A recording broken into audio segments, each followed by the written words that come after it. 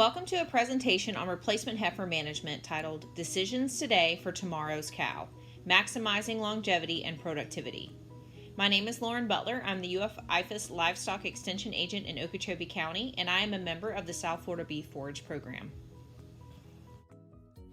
In this video, we will discuss factors to consider when choosing and managing your future cow herd. Decisions you make about your replacement heifers can impact their longevity and lifelong productivity.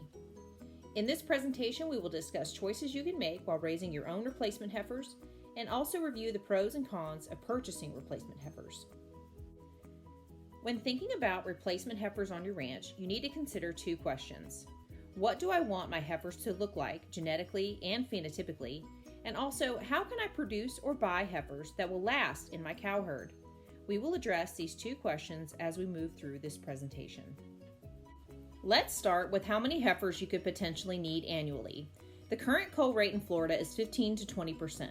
So that is your starting point. However, if you are looking to change the size of your herd, you should adjust accordingly.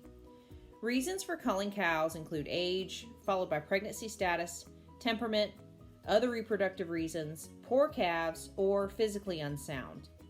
This list actually alludes to some of the things you consider in your replacement heifers.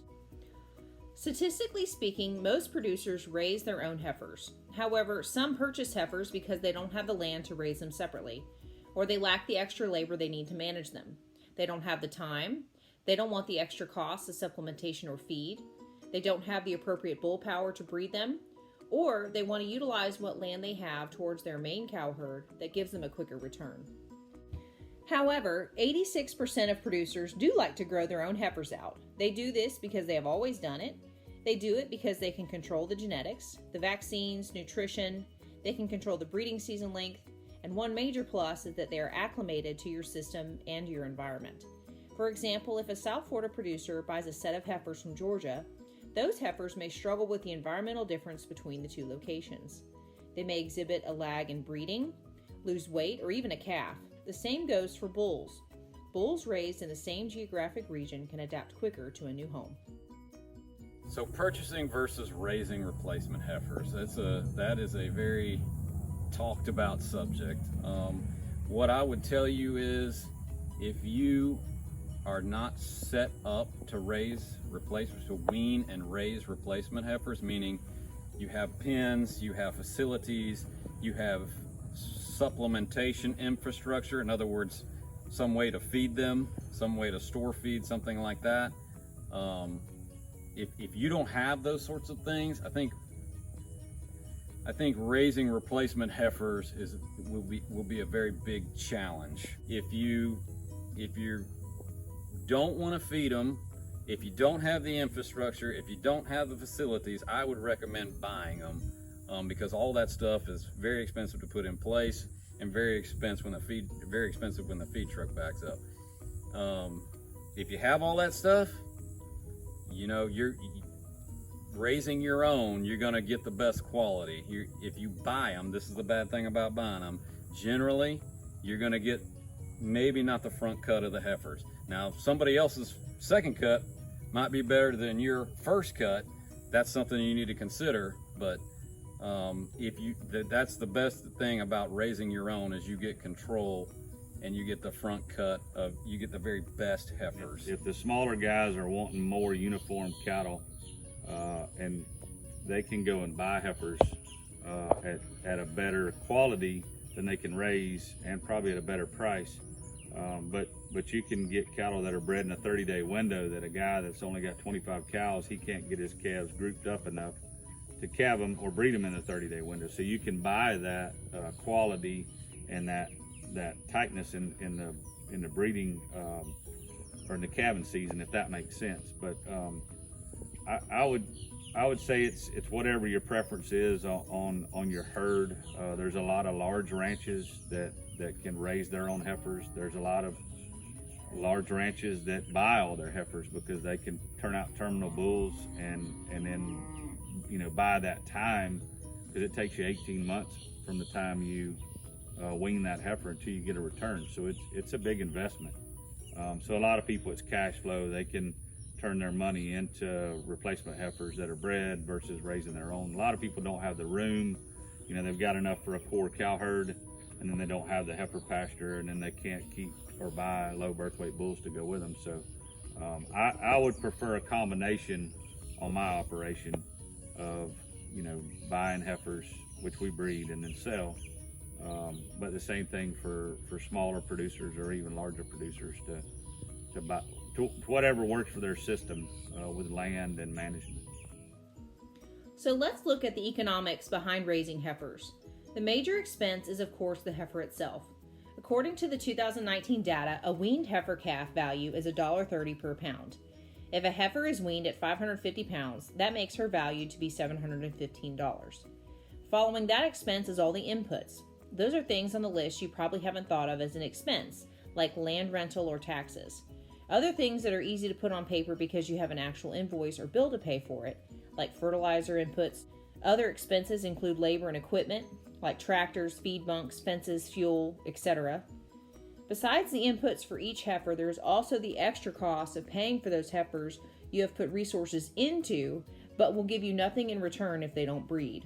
So, including all of those inputs, an average heifer in 2019 cost $1,600.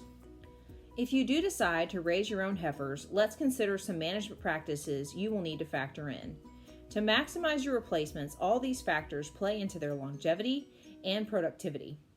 Choosing the appropriate weaning weight, selecting the best, breeding at the optimal pubertal age, feeding or supplementing them, and setting them up on the best health foundation with vaccines, vitamins, and wormer can give a great platform for your next cow herd. Separate and supplement. This is super pivotal. This process starts with weaning. The average weaning age is 9 months when calves weigh around 500 to 750 pounds. However, some ranchers wean early at 2 to 3 months for a couple of reasons. They may want to give their mama cows optimal chance to breed back.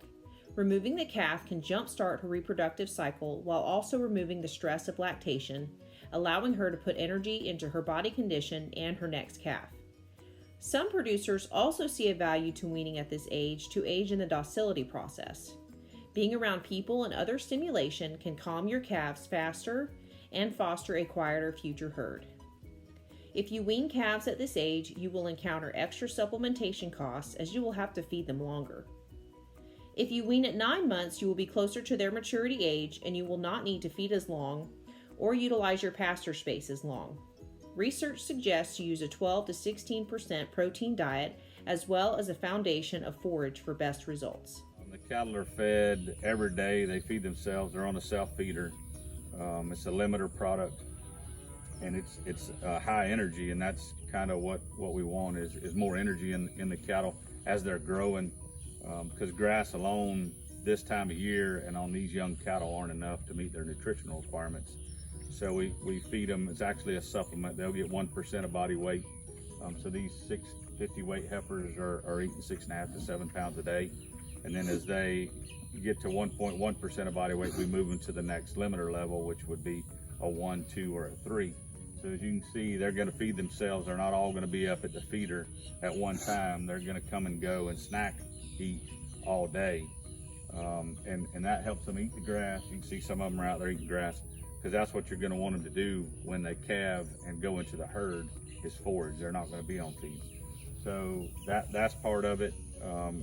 It's on this program with weaning and getting them on a good start with their health program, and then feeding them and meeting their nutritional requirements. We're getting anywhere from 89 to 91% of these heifers bred in a 100-day window as yearlings. So these are September, October, November born heifers that we're breeding in December, January, and February.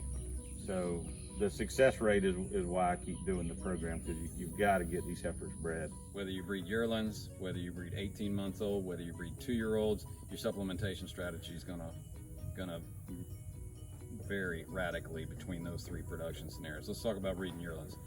If you breed yearlings and you wean them in August and you expect to breed them in December, your weaning weight is going to determine, in my opinion, how much and how intense you have to be on your supplementation strategy. If you wean 500-pound calves and you want to breed them in December, there's not a lot of room for error. It can be done, and it's done fairly regularly, but there's not, those heifers cannot have a bad day ever. They never need to be hungry. If you wean 750-pound calves, heifers, or 700-pound heifers in July and you want to breed them in December, you don't have to push nearly as hard. But if you wean somewhere between that 500 and 600-pound heifer in August, and and your goal is to breed her in December, she, in my opinion, she doesn't have to be fat, but she cannot have a bad day. She cannot go backwards. You need to have her on a positive plan of nutrition that entire time, and even when the bulls are with them, you need to continue to supplement. It might not be quite at the same rate, but they need to be gaining. The biggest thing is you don't ever, especially in the weaning and growing and breeding phase, you don't ever want that heifer to have a bad day. Let's talk about early weaning. In this study, there were 4 weaning processes. 1 left calves with their mamas until 9 months with no supplementation. 1 group was weaned at 3 months and exposed to a ryegrass pasture with 1% of body weight of concentrated feed, followed by 3 months of bahia grass with the same amount of feed. The 3rd group was early weaned at 3 months and put on a dry lot with 3.5% body weight concentrate. The last group was early weaned and exposed to a dry lot with 3.5% concentrate, and then at 6 months moved to a bahia grass pasture with a 1% body weight concentrate. The outcome of the study was that the calves who were early weaned and put on a dry lot for 6 months with 3.5% body weight concentrate had a 78% pregnancy rate opposed to the next closest group of 70%.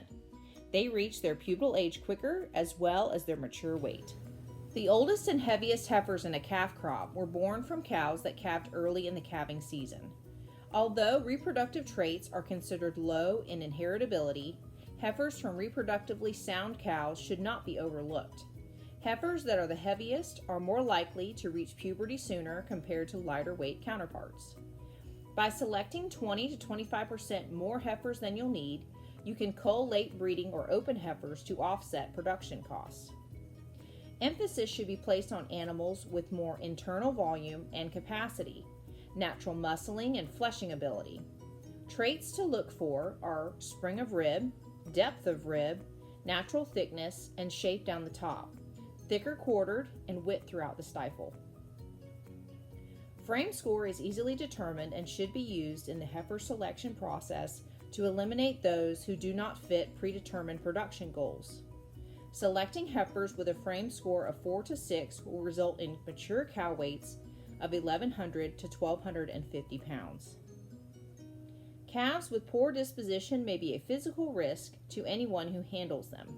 Not only do they pose a danger, they may display decreased performance as compared to their calmer counterparts. Femininity is exhibited by a longer, more refined head that is sharper about the poll. Females should possess a long, trim neck and be smooth about the shoulders. Replacement heifers are costly to develop, and the goal is to keep them in the herd as long as possible. These females must be structurally sound in their feet and legs. So you see the heifers we got behind us, talk about selection and how we select those cattle out of a larger group of animals. I've got a couple criteria that I use. The main thing would be age and weight, because when I wean these cattle in July or August, they have to be to their expected breeding weight in the 1st of December, whenever I put the bulls with them, or whether we AI them at 750 pounds or 800 pounds. So they have to weigh a minimum of between 550 and 600 pounds when they wean, so they'll reach that target weight. So I'm looking for age and weight, and then I'm looking for structure where they can travel with their feet and legs. And then I look for their reproductive organs to be in the size and manner of having calves and getting bred. I like to have a little ear and a little navel for down here, and then to be smooth-hided, slick-hided, to where cattle can take the heat. In order to maximize your investment, it is expected heifers calve at 24 months. This means she should conceive at 13 to 14 months. Some producers push their herd to breed earlier than this at 12 months. In order to achieve either one of these goals, adequate nutrition is required. Heifers usually achieve puberty at 50 to 65% of their mature body weight. This is an easy method to presume heifers have achieved puberty. Another method is to utilize reproductive tract scoring to determine if the females are in fact ready to be bred. The scale is 1 to 5, with 5 being the most mature. Research indicated tract scores 4 and 5 show 20 to 30% higher pregnancy rates. One caveat in Florida is the influence of Bos indicus genetics to increase heat tolerance. Bos indicus influenced heifers do not achieve puberty as early as the English breeds, making it even more difficult for Bos indicus and Bos taurus crossed heifers to become pregnant and calve at 24 months of age. I want as much Brahman influence as I can get and still get her bred as a yearling. And why I want that is so to me, the more Brahman influence you have, the more longevity you have, and that's huge in a cow-calf operation. There's two things that drive profitability, in my opinion, in a cow-calf operation. It's longevity, cow longevity, how long does she last, and reproductive efficiency. So you need cows that get bred, and you need cows that last a long time. When considering your breeding cycle, it is wise to start your heifers earlier than your regular cow herd. This is done for a couple of reasons. One is it may take a few extra cycles to get the heifers bred, depending on their reproductive maturity. The other reason is when they have produced and weaned a calf, it may take them a couple of heat cycles to rebreed. This is because they are still growing at 24 months.